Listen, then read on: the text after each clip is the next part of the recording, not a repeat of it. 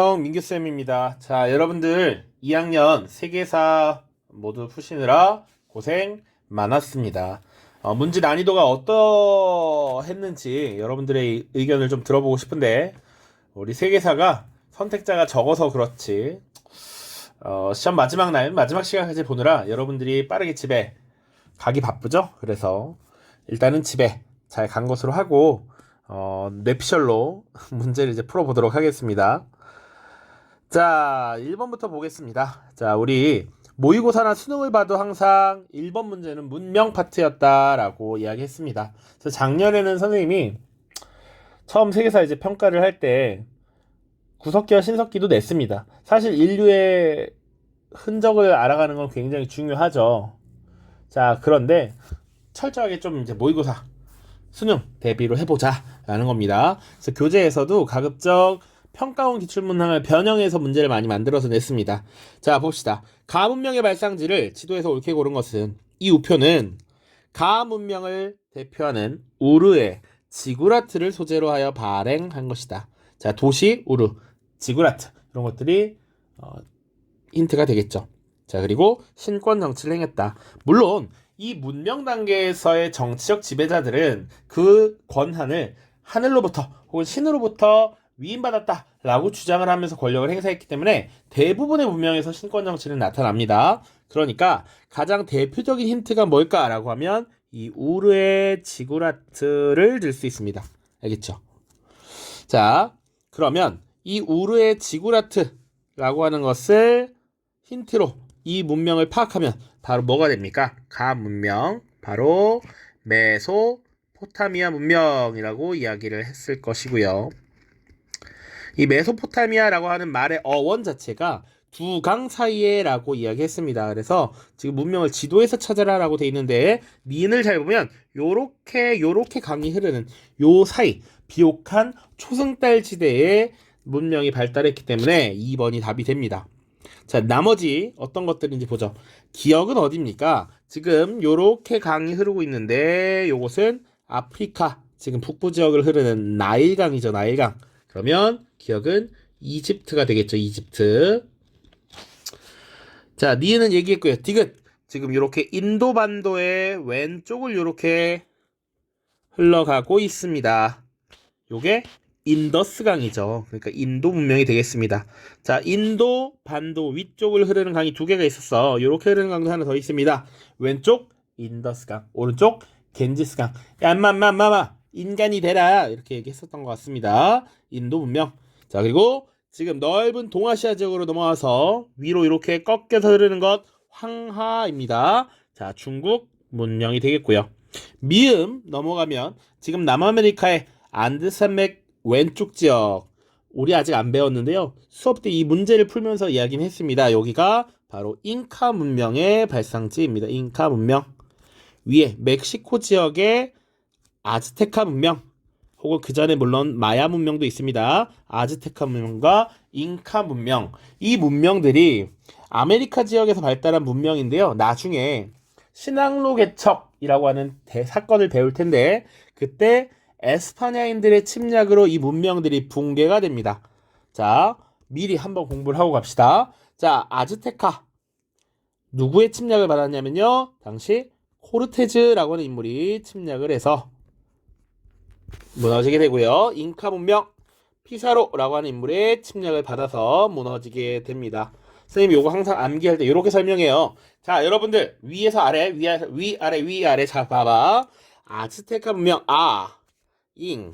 내가 애교를 부립니다. 잉 하면 여러분들이 화나겠죠? 그래서 나를 한 대 갈기면 코피가 난다. 잉, 코피. 이렇게 외워라. 아즈테카, 잉카, 코르테즈, 피사로. 이렇게 외우세요. 자, 넘어갑시다. 2번입니다.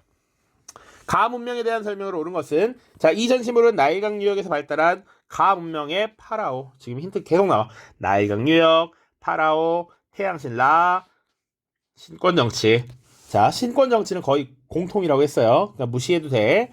자, 요 문명 뭡니까? 나일강 유역이니까 이집트가 되겠고요. 이집트 문명에 대한 설명 찾아야겠죠. 기억, 파피루스의 기록을 남겼다. 맞지?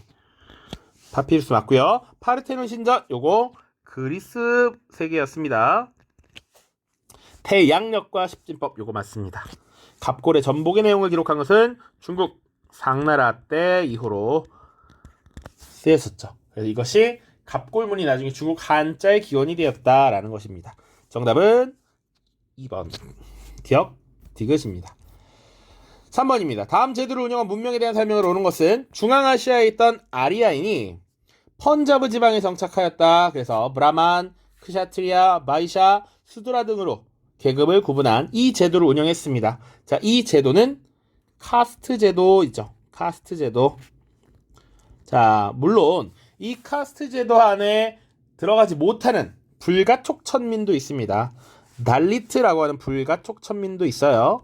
무튼 이런 제도를 운영한 문명은 어디냐? 바로 인도가 되겠죠. 인도 문명입니다. 인도 문명. 그래서 아리아인들이 주로 지금 선주민을 압박하고서 만들어낸 제도였고요. 인도 문명에 대한 설명을 찾으면 됩니다. 1번 사자의 설을 제작하였다. 내세에 대한 관심이 많았던 이집트가 되겠죠. 2번 모헨조다로, 이게 정답이죠. 모헨조다로와 하라파 같은 계획도시를 건설했습니다. 함무라비 법전 편찬, 요거 메소포타미아. 자, 그래서 메소포타미아 문명 얘기했죠. 수메르인, 아카드인, 아무르인, 이 주도 세력이 변화했고 아무르인에 의해서 만들어진 국가가 바빌로니아였다. 바빌로니아 왕국의 함무라비 왕이 법전을 편찬한 것이죠. 자, 60진법과 태음력을 사용한 것도 메소포타미아, 피라미드와 스핑크스를 건설하였다. 이집트입니다. 자, 그래서 자 보세요. 문제를 푸는 또 팁 중에 하나인데 보기를 쫙 봐. 이 내용 몰라. 보기만 봐도 알 수 있습니다. 이집트 2개, 메소포타미아 2개. 그러니까 답은 2번이 될 수밖에 없지. 4번입니다. 교사의 질문에 대한 학생의 답변으로 적절한 것은 이 시대는 주나라가 수도를 나급으로 옮기면서 시작되었습니다. 이 시대의 특징에 대해 말해볼까요? 자, 주나라가 수도를 옮기면서 기존의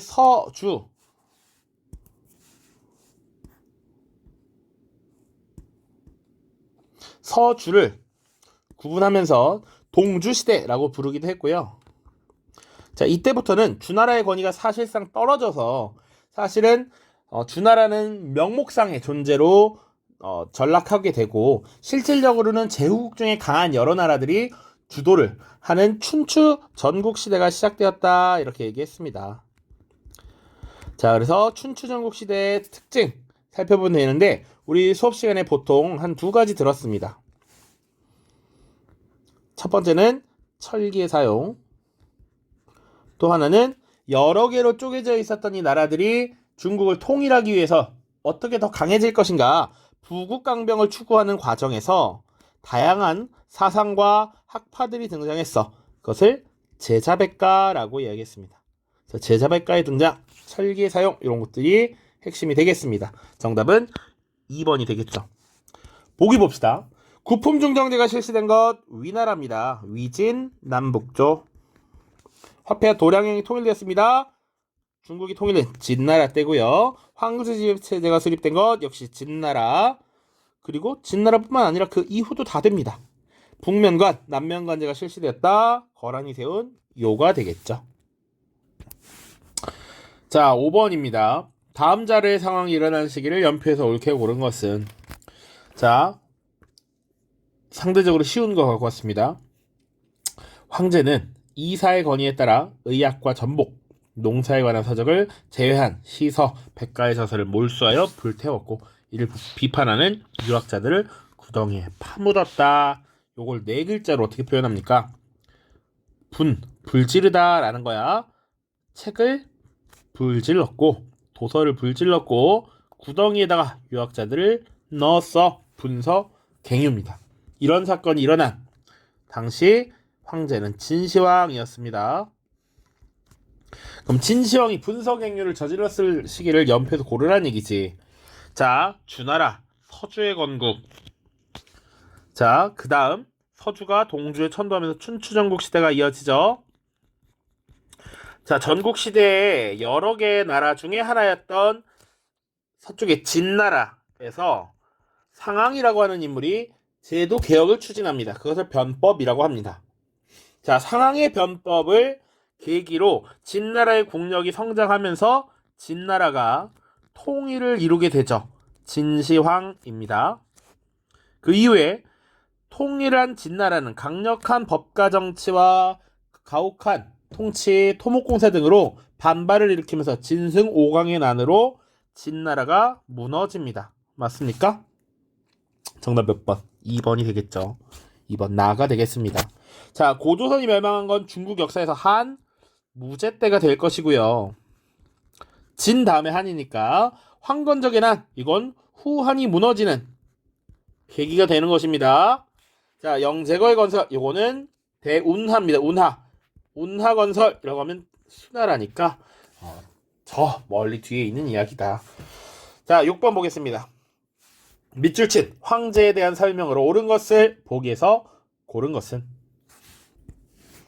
자, 밑줄 친 황제에 대한 설명입니다. 몽골의 가한은 칸을 의미합니다. 몽골의 칸 보냐시리가 중원에서 온 사신을 죽였다. 이를 응징하고자 황제가 보낸 군대는 오히려 전멸당했다. 이에 분노한 황제는 친히 대군을 거느리고 출정하여 본야시리의 군대를 대파하였고 이후에도 몽골의 위협은 계속되었습니다. 황제는 자금성을 건설하고 베이징으로 천도한 뒤에 다시 군대를 이끌고 가서 원정에 나섰고 몽골의 새로운 칸 아노테를 쫓아냈습니다. 자, 여기가 힌트죠. 자, 우리 잘 기억해봐. 중국의 역대 왕조 외울 때 이 송이 존재하고 있을 때 사실은 요와 금이 존재했습니다. 물론 서하도 있었고요. 자, 그 다음 원, 명, 청이었어. 자, 이 원나라가 몽골이란 말이지. 그쵸? 지금 이 몽골 세력이 약해져서 추격하는 겁니다. 원나라를 밀어냈던 것이 명나라잖아. 기본적으로 요것도 기억을 해야 되는데 더 핵심은 여기 있죠. 자금성을 건설하고 베이징으로 천도했다. 요거 영락제에 대한 설명이잖아요. 영락제. 기억, 유규를 반포하였다. 명나라를 건국했던 홍무제. 국호를 청으로 고쳤다. 이거는 명도 아니고 청에 대한 얘기죠. 홍타이지에 대한 얘기입니다. 자, 조선을 침략했던 병자, 호란 당시에 청나라의 황제, 내각대학서 설치, 그리고 정화의 함대 파견. 요게 정답이 되겠습니다. 5번. 자, 선택형 7, 8번입니다. 요것도 우리 교재에 있는 기출문항입니다. 자, 사효가 어쩌고저쩌고 무공연의 우물에서 안한공이 황제가 되리라 라는 부명이 적혀있는 흰색 돌이 발견되었다고 상조하였다. 자, 부명이란 하늘에서 내리는 상서로운 징조라는 의미입니다. 일종 하늘이 내리는 예언 정도로 생각하면 돼. 자, 그래서 보고를 했습니다.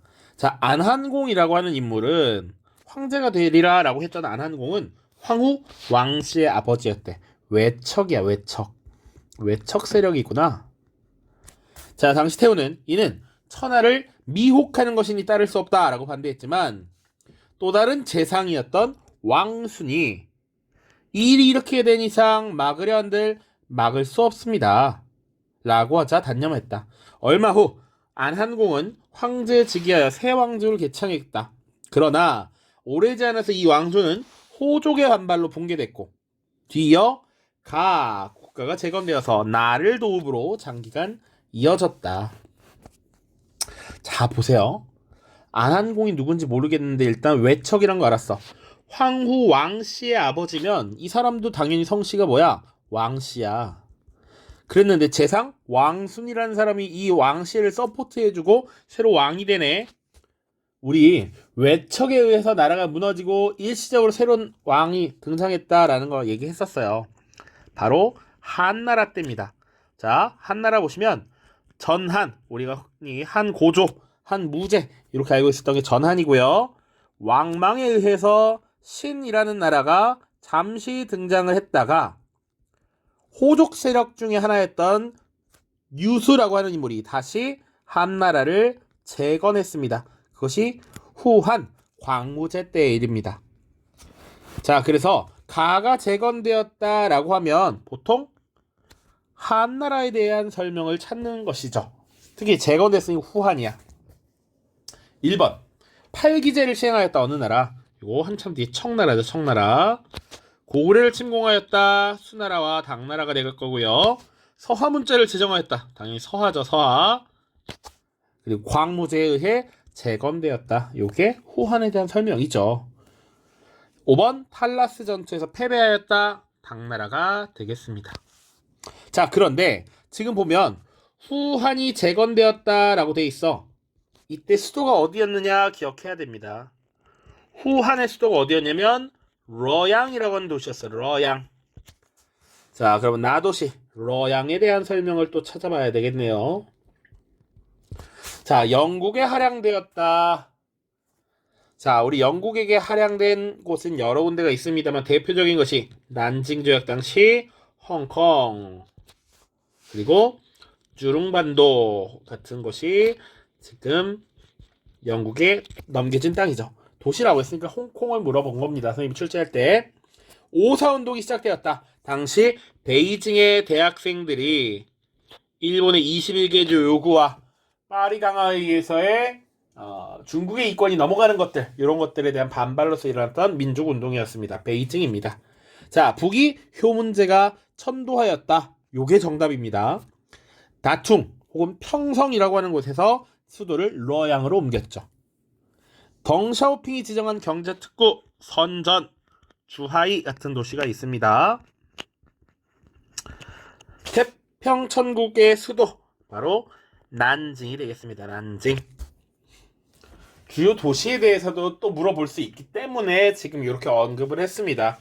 실질적으로 출제가 될 수 있을 만한 도시는 물론 도시 자체는 약간의 트렌드가 좀 지나가고 있긴 한데 당연히 수도인 베이징, 난징, 그리고 상하이 정도 물어볼 수 있습니다. 상하이. 지금 러양과 함께. 이 러양은 특히 이 북이 효문제가 천도를 하기도 했고요. 한나라의 수도이기도 했기 때문에 동아시아사에서도 언급이 되기도 합니다.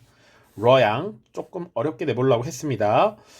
자, 9번 다음 상황이 나타나는 왕조에 있었던 사실로 옳은 것은 황제가 친히 안록산이 일으킨 반란, 여기서 이미 거의 끝났어. 쭉쭉쭉 가서 절도사들로 하여금 스스로 병사를 거느리도록 하였다. 자, 이 왕조는 당나라죠. 당나라. 당나라의 역사를 크게 뚝 전기 후기 나눌 때 대표적인 사건 하나를 기점으로 한다. 안록산과 사사명의 난이라고 했잖아요. 안사의 난. 그 중에 안록산이 일으킨 반란 지금 얘기하고 있는 것이죠. 자, 그래서 당나라 때 있었던 사실 1번 황소의 난이 발생했죠. 자, 그래서 당시 당나라에 유학 왔던 신라의 유학자 최치원이 이 황소를 꾸짖는 문장을 써서 이름을 날렸다. 토황소 경문 얘기했습니다. 구품중정제를 폐지하였다. 수나라. 과거제 전시를 시행한 것 송나라. 정세를 지세에 포함하여 거두었다. 지정 은제입니다. 청나라. 노장사상과 청담사상이 유행했다. 위진 남북조가 되겠습니다. 10번 보자. 10번. 다음 신문의 내용과 관련된 황제의 정책으로 옳은 것은 유학을 국교로 정하다 라고 되어 있죠. 요 자체가 힌트. 황제는 유학을 국가의 기본 학문으로 결정했다. 태학을 두고 오경박사를 두기로 했다. 이전 왕조의 법 일변도 정책을 비판하면서 효와 인에 기초한 새로운 사회를 건설할 것을 다짐하고 백성들에게는 국가에 충성할 것을 주문했다. 이전 왕조에서는 법을 굉장히 중요시 여겼대. 자, 법을 중요시 여겼던 나라 진나라잖아. 진이 이전 왕조였대. 그럼 지금 어느 나라겠다? 한나라겠다. 자, 한나라 때 그래서 동중서라고 하는 인물의 건의를 받아서 유교를 국교화했다 이런 얘기 했었죠.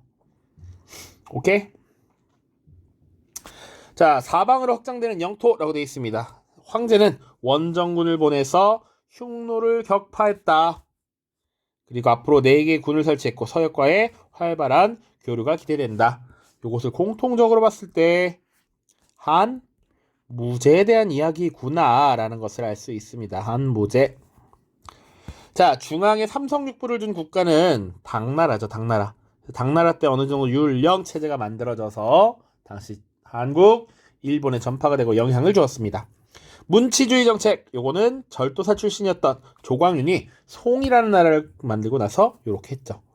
9년제를 전국으로 확대한 것 한무제 맞고요. 소금과 철의 전매제 역시 한무제 맞습니다. 정답은 5번이 되겠네요. 밑줄 친 황제가 속한 왕조에 대한 설명으로 옳은 것은 황제가 말하기를 이제 여러 북방의 언어를 쓰지 못하게 하고 중원의 언어만 사용하도록 하려 한다. 자, 그리고 30살 이하의 삶은 예전처럼 말해서는 안 되고 고의로 북방의 언어를 쓴다면 마땅히 자기를 낮추고 관계에서 내칠 것이다. 자, 어린 사람들은 기존의 북방의 언어 쓰지 말고 중원의 언어를 써라 라고 하는 거야. 오랑캐의 언어인 호어를 쓰지 말고 한족 중원의 언어를 써라 라는 것이죠. 스스로가 오랑캐이지만 중원의 한족처럼 되려는 거야. 한화 정책이라는 것이죠. 한화 정책. 이거 주도했던 인물 바로 북위의 효문제가 되겠죠. 자, 왕조에 대한 설명이니까 북위를 찾으면 돼요. 1번 교자와 회자를 발행했다. 송교회, 송회교, 송나라라고 했죠. 현안에 기반한 봉건제 주나라고요. 룩먼, 윈강 지역의 석굴을 조성한 것, 요게 북위에 대한 설명입니다. 흉노를 격퇴하고 만리장성을 쌓았다. 진나라고요. 군사력 증강을 위해서 보가법, 보마법을 시행하였다. 요거 왕안석의 신법이니까 송나라가 되겠습니다. 자, 12번입니다. 가에 들어갈 내용으로 가장 적절한 것은 자, 세계사 탐구과제라고 되어 있고요. 당왕조의 문화입니다. 당삼체 같이 장안성의 다양한 종교 사원을 조사한다. 당시 당나라의 수도 장안은 굉장한 국제도시로서 인구 100만이 넘는 도시로 성장을 했고요. 그러다 보니 국제적인 도시로서 성장했고 다양한 외래 종교들이 들어와 있었다라는 얘기했습니다. 자, 그리고 산모듬 그 다음에 들어갈 것이 뭐가 있냐라고 물어본 거예요. 보기 보죠. 1번 사마광이 편찬한 자치통감의 서술 방식을 분석한다. 자치통감 요거 송나라 때입니다. 왕안석의 신법을 반대했던 구법당 세력 사마광 자치통감. 곽수경의 수시력 원나라. 동중서 아까 얘기했죠? 한나라 무제 때였잖아. 4번 공영달의 오경정이 요게 정답이 되고요. 조설근이 작성한 홍루몽 요건 청나라입니다. 청나라. 자, 13번부터 이어서 보겠습니다. 자, 이어서 13번부터 풀어보겠습니다. 다 국가에 대한 설명으로 옳지 않은 것은 이라고 돼 있어요. 지금 동아시아의 지도가 나와 있고요. 힌트로 주어질 수 있는 건 요 고려라고 하는 것 하나. 그래서 우리가 보통은 송나라와 그리고 정복왕조의 시기, 송과 이제 요, 금, 서하 요런 국가들을 다룰 때 지금 이런 지도를 봤었습니다. 조금 차이가 있는 건 송과 요가 대립할 때가 있고 송과 금이 대립할 때가 있었어. 그 지도를 조금 구분을 해야 하는데 이 송나라가 요와 금 이 두 나라와 대립할 때 서하라는 존재는 항상 북서쪽 지역에 있었습니다. 그걸 감안을 하고 봐야겠지.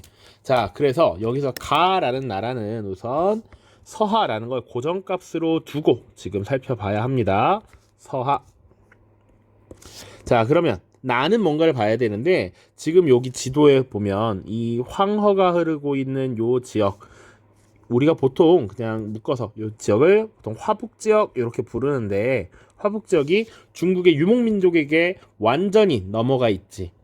그리고 중국 본토를 장악한 이 송나라가 굉장히 상대적으로 남쪽으로 지금 내려와 있는 것을 볼 수 있습니다. 지금 이렇게 경계를 두고 있으니까요. 자, 그래서 요거는 남송시대예요. 남송시대. 북쪽에 있었던 타이펑이라는 도시를 빼앗기고 난 뒤에 내려온 요런 모습이고, 그렇기 때문에 나는 요가 아니라 금이 됩니다. 금. 요 지금 정세를 알고 있느냐라고 하는 걸 물어보고 싶었던 거예요. 자, 그래서 보통 구분할 때 어떻게 보냐면 대략 우리 여기 산동반도가 있습니다. 요 산동반도. 요 산동반도가 있는데 이 산동반도를 중원왕조가 가지고 있다라고 하면 북송. 이 산동반도를 유목왕조가 가지고 있다 그러면 남송. 요 시기로 구분을 할 수 있어요. 요 산동반도에 지금 패권을 누가 가지고 있는가, 이 지역에 대한 지배력을 누가 행사하고 있는가를 잘 보면 됩니다. 그래서 북송과 요 정도면 대략 뭐 요렇게 북쪽으로 요렇게 온다라고 보시면 돼요. 오케이? 자, 그래서 가나다 지금 찾았으니까 문제 보죠. 탕구트족이 건국하였다. 맞죠? 탕구트족이 건국했고요. 그리고 건국자 이원호라고 하는 인물 기억을 하시면 되겠습니다. 지금 금나라지 몽골의 침입으로 멸망하였다. 요거 맞는 설명이죠. 13세기 몽골의 침입으로 결국 금나라가 무너지게 되었다. 물론 남송도 무너지게 되었죠. 3번 이만 항저우를 수도로 하였다. 맞죠? 카이펑에서 지금 항저우로 이동을 해왔습니다. 4번 가나 서하와 금은 고유의 문자를 제작하였다. 그래서 서하 문자와 여진 문자를 각각 가지고 있었다. 이런 얘기 했었죠. 5번입니다. 나다 전연의 맹약을 체결하였다. 자, 요 전연의 맹약은 뭐라고 했습니까? 지금 송나라와 거란 간의 관계를 의미하는 것이죠. 대략 현재 베이징에 해당하는 연운 16주 지역을 거란이 가지고 있었습니다. 이것은 예전에 5대 10국 시기 송나라가 다시 중원 지역을 통일하기 전에 이 5대 10국 시대의 한 나라였던 후진이라고 하는 나라를 만들 때 석경당이 그 전의 왕조를 무너뜨리고 지금 거란에게 도움을 요청했어요. 자, 그 대가로 지급했던 땅이 연운 16주였고 이 연운 16주는 굉장히 좋은 위치였기 때문에 이 송나라가 거란으로부터 빼앗아 오고자 노력했습니다. 그 과정에서 대립이 생겨났고 거기서 송나라가 사실상 패배하면서 이 전연의 맹이라고 하는 것을 1004년에 맺게 되는 것이죠. 내용은 뭐였습니까? 송나라가 형님, 거란이 동생 아우를 하기로 하되 대신 송나라가 요 나라에게 세패를 지급하기로 했다라는 내용이었죠. 전연의 맹약. 선생님이 요거는 수업 때도 얘기를 했지만 여러분들이 거란과의 관계, 송과 거란, 송과 여진과의 관계 볼 때 전연의 맹이라고 하는 사건 1004년이고요. 금나라 여진과의 관계에서는 정강의 변이라고 하는 사건 구분을 조금 해야 되겠죠. 이렇게 구분하라고 일부러 내봤습니다. 자, 다음 보시죠. 14번입니다. 가 왕조에서 있었던 역사적 사실로 옳은 것은 요 지문도 수능 기출이었죠. 자, 황소의 난을 진압하는데 이바지한 탁발사공은 탁발씨는 황실의 성씨를 하수받고 절도사에 임명되었다. 이는 탕구트족이 성장하는 계기가 되었다. 한 세기가 넘게 지나 등장한 이원호는 탕구트족의 발전을 이끌었다. 이원호 탕구트족. 자, 이원호는 평소 아버지 이덕명에게 가에 대한 신한 노릇을 그만두자라고 자주 말했다. 자, 하루는 이덕명이 말하기를 우리가 비단 옷을 입는 것은 저들의 은혜 때문이다 라고 하자 이원호는 저들과 달리 모피 옷을 입고 목축을 하는 것이 우리의 타고난 습성입니다. 우리는 일단 유목민이 세운 유목왕조구나 라는 것을 알 수 있죠. 이원호라고 하는 인물부터 사실은 이미 알고 있어야 하지만 탕구트족과 이원호. 자, 비단옷 따위가 우리에게 무슨 의미가 있습니까? 오래지 않아 그는 스스로 황제를 칭했고 이원호가 스스로 황제를 칭한 거죠. 그리고 탕구트족은 가 나라를 군사적으로 압박해서 많은 물자를 세패로 받기로 했습니다. 자, 서하라는 나라에게 지금 압박을 받고 세패를 준 나라라고 하면 역시 송나라가 되겠죠. 자, 여기 지금 거란과의 관계, 여진과의 관계 뿐만 아니라 서하, 탕구트족과의 관계도 있었습니다. 이 송나라가 계속 병약하다 그러면 좀 그렇죠. 미약한 군사력을 가지고 이 유목민족에게 탈탈탈 털리면서 계속 막대한 세패를 지급하게 됐고 재정적 어려움을 극복하기 위해서 왕한석이라는 인물이 신법을 이제 주장했다라는 내용도 우리가 다 배웠던 내용이죠. 자, 그래서 송나라와 관련된 역사적 사실을 챙기면 됩니다. 1번 수호전이 유행하였다. 요거 중국 명나라 때 이야기입니다. 명나라 때 서민 문화가 발달하면서 쓰여진 대표적인 소설이 수호전 그리고 삼국지연의 뭐 이런 것들이 있습니다. 2번 왕망이 신을 건국하였다. 이건 전한이 무너지고 외척했던 왕망이 신이란 나라를 건국한 것이고요. 장거적의 개혁을 추진한 것은 명나라. 사마광이 자치통감을 저술한 것 송나라. 생목인을 우대하여 재정 업무를 맡긴 건 원나라니까 정답은 몇 번입니까? 바로 4번이 되겠죠. 자치통감 저술.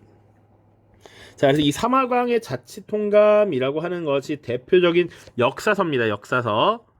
자, 뒤에 감자가 보통 거울 감자야. 그래서 역사책에 이 감자라고 하는 글자가 들어오는 것은 과거를 되돌아보고 교훈으로 삼는다라는 것이지. 귀감이 되다 이럴 때 감자가 거울 감자입니다. 15번 보죠. 다음 상황이 전개된 왕조의 경제 상황으로 적절한 것을 보기에서 고른 것은. 자, 그 무렵 지공과 이방이 사사로운 인연에 따라 과거 시험의 합격 여부를 결정지었다는 투서가 들어왔다. 이에 태조는 최종 시험에서 낙방한 사람 360명을 일일이 접견하여 그 가운데 195명을 가려 뽑았다. 쭉쭉쭉. 그래서 황제가 친히 시험을 치렀고 황제가 주관하는 전시가 관리가 되었다. 역시 어느 나라다? 이거 송나라죠. 송나라. 송나라의 태조였던 조광윤이 전시를 시행하면서 황제에게 충성하는 신하들을 더욱 많이 직접 선발하였다라는 것이지. 역시 송나라고요. 송나라의 경제 상황을 묻고 있으니까 한번 보자. 행과 착이 결성되었다. 바로 맞는 설명이죠. 자, 당나라 때 행이라고 하는 것이 만들어졌고 이 뒤에 송나라 때가 되면 착까지 생겨났습니다. 행은 상인조합, 작은 수공업자 조합이라고 이야기했었죠. 자, 그리고 니은 석탄의 사용이 보편화되었다. 역시 맞는 설명입니다. 자, 그래서 석탄을 사용하면서 고열량 에너지를 뽑아낼 수 있게 되었고 그리고 도자기를 굽는데도 훨씬 더 고온으로 구워냈기 때문에 양질의 도자기를 생산할 수 있었다라는 것이죠.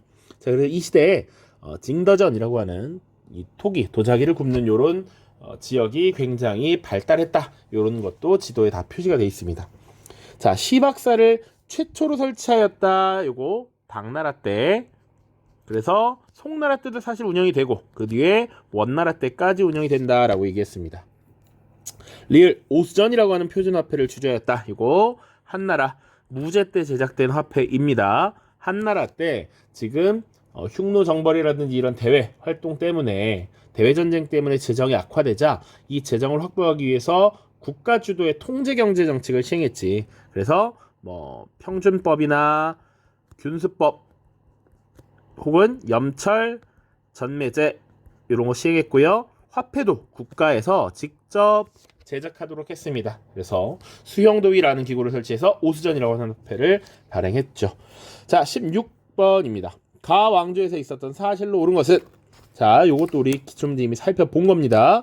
자, 철광석을 강철로 재련하는 장면을 모사한 것이다. 자, 가 왕조의 마지막 치세였던 숭정연간에 숭정제라고 하는 황제 때래.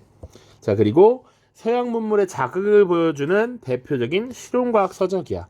이 국가에서는 실용적인 학문인 실학이 굉장히 발전했구나. 대표적으로 지금 소개하고 있는 이 책은 하늘이 빚어낸 것이라고 해서 천공이라고 표현한 천연의 물질을 인간의 기술로 새롭게 개발한다라는 거야. 자, 천공이라고 한 천연의 물질을 개발한다. 천공개물이라고 하는 책입니다. 천공개물. 자, 이거 명나라 때 쓰여졌다. 명나라 때 실학이 굉장히 발달했고 여러 가지 책들이 쓰여졌어. 이렇게 얘기했습니다. 자, 농정전서라든지 본초강목이라든지 그리고 지금 여기 나온 천공개물이라든지 농서, 약학서, 과학기술서적이라고 이렇게 얘기했습니다. 서강계, 이시진, 송성 이렇게 인물까지도 막 얘기했던 기억이 나요. 근데 선생님이 수업 때 뭐라고 했냐면 우리가 수능이나 이런 문제들을 풀 때 이게 명나라 때 쓰여졌다라는 거 정도 알면 된다라고 했죠. 기출도 그래서 천공예물이야. 명나라인 거 알아? 명나라에 있는 거 찾아봐 라고 나온 거지. 보기 봅시다. 파스파 문제 만들었다. 원나라고요. 천조 전무제도를 발표하였다. 이거 태평천국운동 당시 홍수전에 의해서 발표된 제도이죠. 청묘법, 시역법 등의 신법을 단행했다. 이거 왕한석이니까 송나라. 굳이 따지면 북송.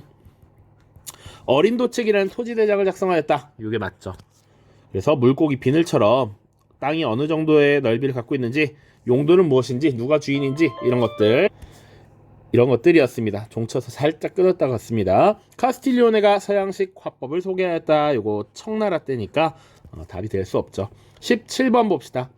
교사의 질문에 대한 학생의 답변으로 가장 적절한 것은, 자, 이 지역에서 중국과 러시아가 6가지 항목의 조약을 체결했다. 중국과 러시아가 조약을 체결했대. 자, 그리고 그 결과 국경선이 확정되었습니다. 이 조약으로 양국 간 국경 분쟁의 해결을 모색하였다는 점에서 역사적 의미가 있습니다. 선생님 설명한 조약이 사실은 교재는 2개가 있어요. 2개. 하나는 강희제 때 체결했던 네르친스크 조약. 자, 그리고 옹정제 때 캬흐타 조약이라고 이야기했습니다. 자, 근데 실제로 출제가 된 것은 지금까지 네르친스크 조약밖에 없습니다. 자, 그래서 지금 우리가 유럽사는 다루지 않았지만 이 위에 있었던 러시아가 당시 동쪽 지역으로 계속 진출하는 이런 과정이 있었고 청나라와 국경 분쟁이 일어났는데 이것을 해결하기 위해서 조약을 체결했던 것이 바로 네르친스크 조약이다 라고 얘기했죠. 강희제 때 어떤 일이 있었느냐라고 물어봤습니다.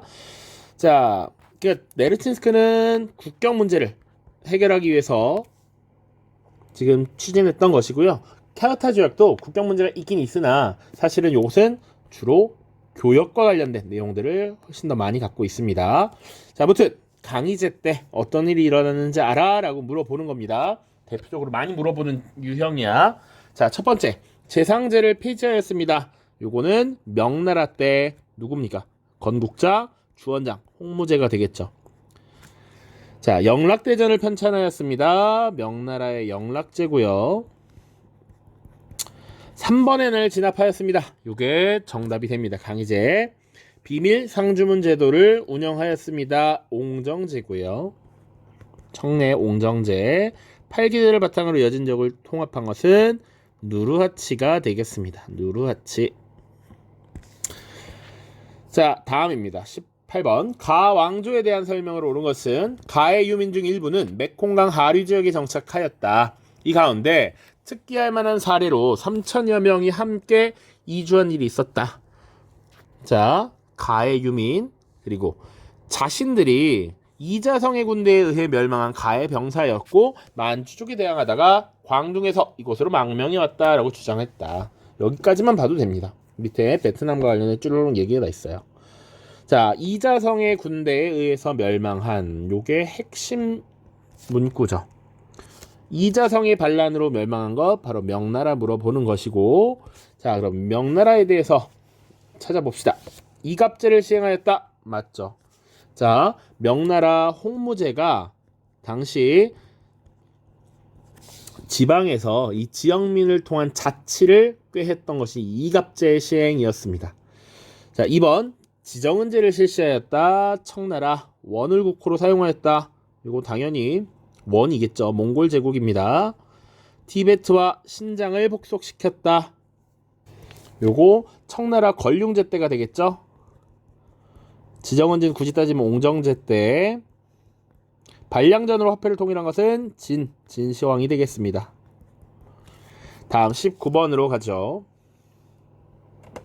가 왕조 시기의 동서 교류에 대한 탐구 활동으로 옳은 것을 보기에서 고른 것은 오타가 있었네요. 옳은 것을 고른 것은 자, 가의 수도인 대도 여기서 끝났어. 사실은 역참이 설치되어 있다. 물론 역참이라고 하는 건 원나라 때 굉장히 활성화된 것이지 그 전에도 뭐 없었다 이런 건 아닙니다. 그 이후에도 쭉 존재하겠죠. 근데 대도라고 하는 힌트, 칸이 급한 관리들 뭐 이런 식으로 나와 있죠. 자, 이것은 바로 원나라 때 동서 교류를 물어보는 겁니다. 자, 기억. 장건이 파견될 당시의 국제 정세를 분석한다. 장건 하면 한 무제 때죠. 흉노를 공격하기 위해서 동맹을 찾아 나선 것이지, 대월제를 찾아 나섰던 것이 장건입니다. 라판 싸우마가 유럽에 파견된 배경 맞죠? 요 원나라에서 유럽 지역으로 지금 파견된 인물이었습니다. 니은 맞고요. 광저우에서 이루어진 공행무역이라고 하는 거, 청나라 때 서양 상인들을 상대하는 특허 상인들을 공행이라고 했습니다. 그 공행은 광저우를 통해서 지금 광저우에서만 제한적으로 무역을 시행했다. 마르코 폴로가 저술한 동방 견문록의 내용을 파악한다. 요거 정답이 되겠죠? 원나라 때 마르코 폴로가 이 지역을 다녀가고 나서 동방 견문록이라는 책을 썼습니다. 정답은 4번이 되겠죠. 20번입니다. 다음 형성평가지의 채점 결과로 옳은 것은 명청시대의 경제, 사회, 문화라고 물어봤습니다. 자, 명청시대의 지배층 신사라고 불렀다. 맞죠? 맞으니까 응답 맞았습니다. 배점 1점 획득. 명청시대 아메리카 산작물이 유입되었다. 이것도 맞죠? 또 1점 획득. 명대에는 지행합의를 중시한 양명학이 등장했다. 맞지? 응답을 X로 했으니까 점수 획득 못했고, 명대에는 실학이 발달하여 본초 강목, 농정전서 등이 쓰여졌다. 맞죠? 그러니까 점수 획득 못해서 정답은 3번이 됩니다. 밑줄친 역적들의 주장으로 가장 적절한 것은 역적들이 상항제회를 조직하고 반란을 일으켜 난징을 점령했대. 서양 오랑캐에서 비롯된 것을 받아들여서 천주만을 아버지로 섬기고 어쩌고저쩌고 나와 있습니다. 요 역적들은 태평천국운동을 일으킨 반란군 세력들을 의미하죠. 홍수전을 비롯한 인물들입니다. 자, 그럼 태평천국운동의 주장을 찾으면 되겠네. 청조를 몰아내고 공화국을 건설하자. 지금 공화국을 건설하자라고 하면 이것은 신해혁명 당시의 구호겠죠. 신해혁명. 2번 만주족을 멸하고 한주광주를 부흥하자. 멸만흥한입니다. 요거 맞죠? 요게 정답이 됩니다. 3번 메이지 유신을 본받아 입헌군주제를 도입하자. 변법 자강운동. 4번 중국 전통 가치를 근본으로 서양 기술을 받아들이자. 요게 뭐였습니까? 중체 서용이니까 바로 양무운동이 되겠죠. 양무운동. 변법 자강에서는 문명개화 이런 것들을 주장했습니다. 유교 폐단을 타파하고 서양 과학과 민주주의, 새선생과 덕선생을 수용하자. 요것은 1915년에 있었던 신문화운동의 구호입니다. 그러니까 정답이 될 수 없다. 자, 22번 보죠. 가인물에 대한 설명으로 옳은 것은, 자, 투쟁은 더욱 심화되고 격렬해졌으며 파괴 행위와 인명피해가 속출했다. 모든 학교와 대학이 폐쇄된 가운데 수백만의 젊은이들은 자신의 도시나 마을에서 오래된 건물, 사원, 그리고 전통문화예산을 파괴하고 전통문화를 파괴했대. 스승과 학교행정단 지도자들을 공격했다. 장칙 및 상하이 조반파를 앞세워서 류사오치, 덩샤오핑 등 고위급 인사를 숙청했고요. 중국 사회 안의 사구에 대한 전면적 공격을 주장하였다. 전통적인 문화의 파괴를 주장하는 것이었죠. 그래서 지금 전통문화유산 파괴, 그리고 자본주의를 주장했던 주자파를 숙청했다. 이런 내용들이 나옵니다. 그러니까 사실은 대약진운동의 실패 이후에 정치적 위기를 맞았던 이 가인물 마오쩌둥이 자신의 권위를 회복하기 위해서 지금 이런 문화 대혁명 같은 사건을 일으키게 된 것이죠. 문화대혁명의 사례를 보여주고 있는 것이고요. 마오쩌둥에 대한 걸 찾으면 되겠죠. 인민공사를 조직하였다. 요게 맞습니다. 지금 대약진운동 과정에서 공산주의 경제의 우수성을 보여주겠다 라고 하면서 생산력의 급진적인 발전 이런 것들을 추진했던 게 이 대약진운동이고, 그래서 공동생산, 공동분배라는 공산주의 경제 원칙을 실현하려고 했던 것이지. 그래서 인민공사를 조직하고 그것을 바탕으로 대약진운동을 벌였던 것이죠. 자, 시안 사건으로 감금된 것은 장제스였습니다.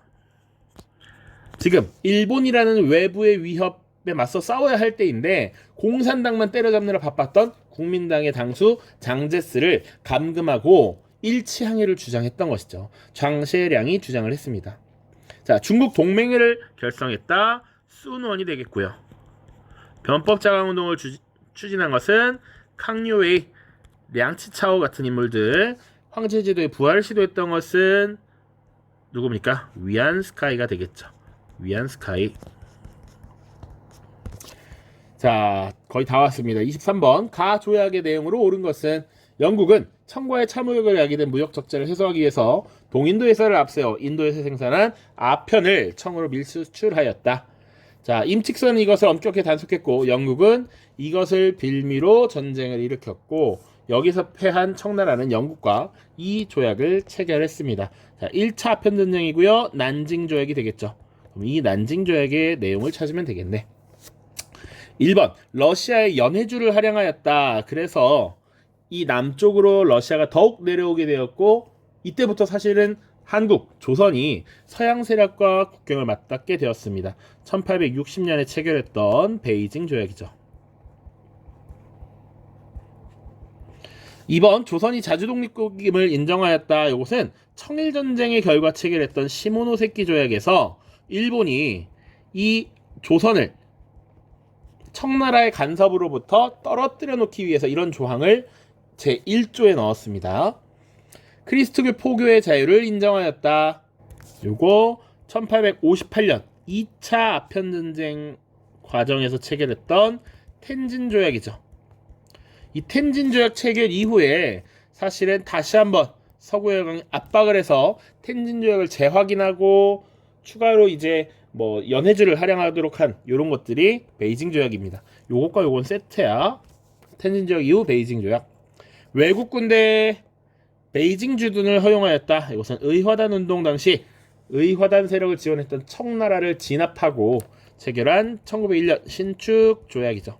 베이징 의정서라고 합니다. 자, 군대의 베이징 주둔이야. 그리고 요거 좀 구분하기 위해서 외교관을 지금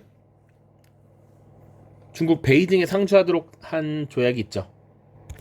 바로 텐진 조약입니다.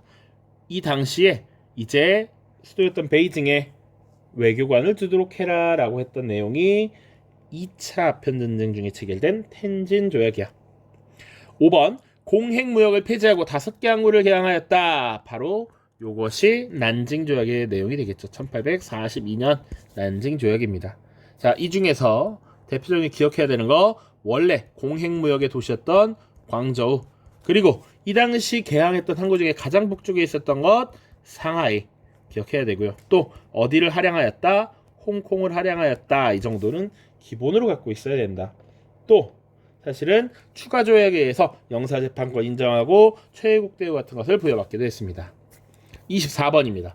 다음 자료가 발표된 시기를 연표해서 옳게 고른 것은, 자, 우리가 중앙공원에서 개최하고자 했던 국민대회가 정부에 의해 금지되었다. 각계 대표로 선출된 인사 200여 명이 다른 곳에서 회의를 열었다. 자, 여기서 다음 사항을 결정했다. 독일은 칭다오에 대한 이권을 중국이 직접 반환해야 한다. 자, 우리 주장이 받아들여지지 않는다면 중국 대표는 파리 강화 회의에 합의문에 서명하지 말아야 한다. 지금 사실상 여기 반군벌, 반제국주의적 모습을 나타냈던 중국의 민족운동을 보여주는 것이죠. 이거 뭡니까? 지금 독일이 1차 대전에서 패배하고 칭다오에 대한 이권을 중국에 반환하지 않고 일본에게 넘기려고 했습니다. 이에 대한 반발이었거든. 이거 바로 5.4운동입니다. 5.4운동. 자, 5.4운동. 우리나라 3.1운동이 일어났었던 1919년이고요. 에로호 사건. 에로호 사건 뭡니까? 2차 아편전쟁의 배경이 되는 사건이었어요. 1856년입니다. 자, 아직 멀었지. 제도국 설치는 뭡니까? 제도국 설치. 변법자강운동 당시 설치했던 근대 개화정책을 추진하는 기구였지. 변법자강운동이니까 1898년이죠.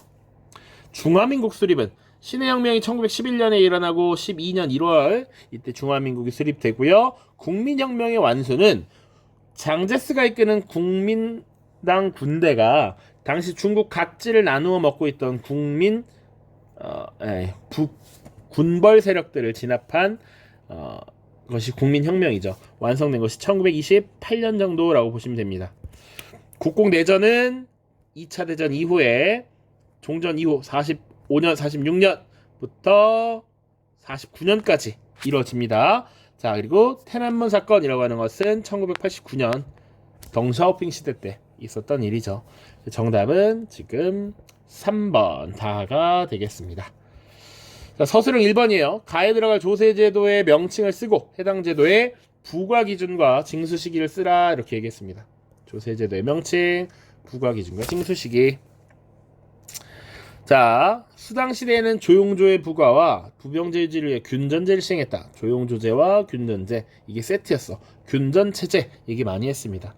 자, 그러다가 당대에 이르러 7세기에는 돌궐과 토번이 8세기 중에 위구르가 당나라를 위협하자 귀족이 소유한 장원이 늘어나면서 균전제가 무너졌고 군사제도도 모병제로 바뀌었다.